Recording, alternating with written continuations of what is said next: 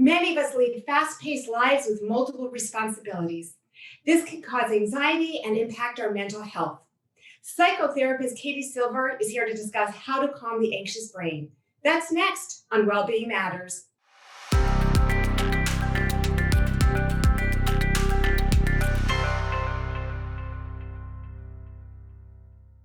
Thank you for tuning in to Wellbeing Matters. Katie Spielberg got into a private practice 10 years ago, and she specializes in cognitive behavioral therapy, trauma treatment, and mindfulness. Katie, thanks so much for being here today. Thanks so much, Robin, for having me. It's great to be here. So help us understand what you're seeing in regards to people experiencing anxiety. Before COVID, what we were seeing was around 7 to 8% of the US population was struggling with symptoms of anxiety. But now, since COVID, we're seeing those numbers triple. So around 3 times, 28 to 37% of the US population is struggling with anxiety.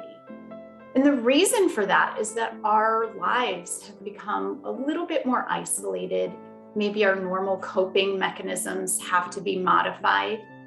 And that really those roles that used to be fairly predictable, our jobs, our workplace, are changing. The rules change from day to day. Our expectations fluctuate. And we're also absorbing anxiety from others. So it might be absorbing anxiety from a coworker or folks that report to us, or the children that we serve. So really, the anxious brain is noticing this buffet line of anxiety and issues to feed on, and it's having a field day. So true. And so that leads me to my next question, which is, what are common symptoms of anxiety? Because I know they can really range. Yeah, so most of the time we feel anxiety in our bodies first. You might experience some tightness in your chest. It might be really hard to get a good breath in. You might also notice a rapid heart rate. And then within your mind, what you'll notice is just that constant worry. So we call it rumination, but it feels like your mind is kind of stuck. You might be playing something over and over again. You might find for a lot of folks, the most frequent thing that I hear is that it's hard to fall asleep. It's hard to quiet that mind. And sometimes people struggle with a little bit more irritability as well. Yeah, I can relate. I know sometimes even staying asleep can be a challenge when you're experiencing anxiety. Absolutely, absolutely. So Katie, what are some strategies for calming the anxious brain? So the first thing is really just to validate that the anxiety is allowed to be there. Those fears and those worries are valid. And we also want to drop into our body space. So we want to use the brain and body together so that the body can calm the mind. And the way that we do that is to pay attention to our body space and sit with space that might feel a little bit more comfortable. So maybe it's just the shirt to our skin. Maybe it's a blanket or the warmth of something on our body. So you just want to notice those places that feel less tight or less activating. And then you just want to let your breath fall into a natural rhythm. Maybe you want to seek out something that calms you. So petting a dog or a cat. Maybe we want to knit something that's rhythmic, going for a walk and your feet on the pavement.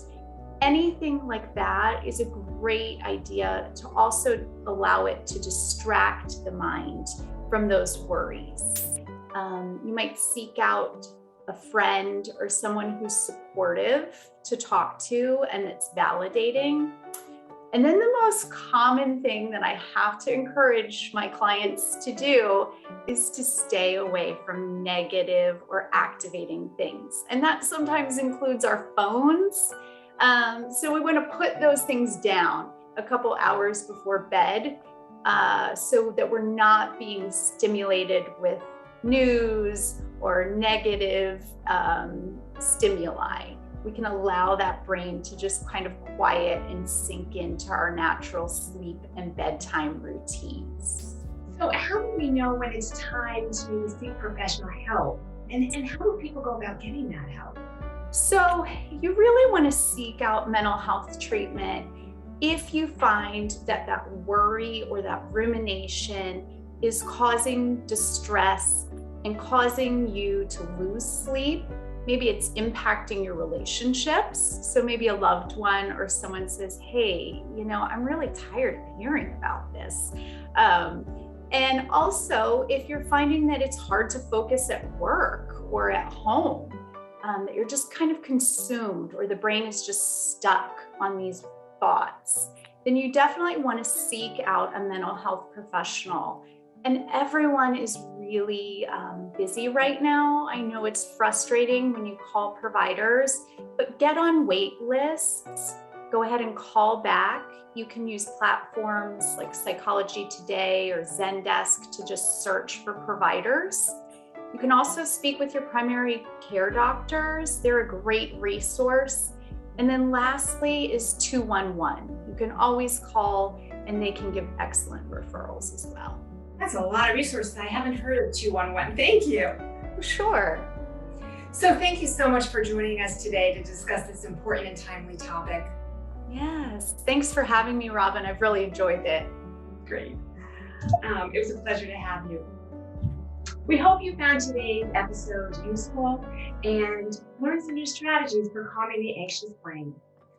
MCPS colleagues, the Employee Assistance Program is here for you and your immediate family members. Whether you're experiencing anxiety or any other difficulty, please know we offer no-cost counseling and referrals to providers just like Katie. Thank you for watching Wellbeing Matters, and be well, everyone.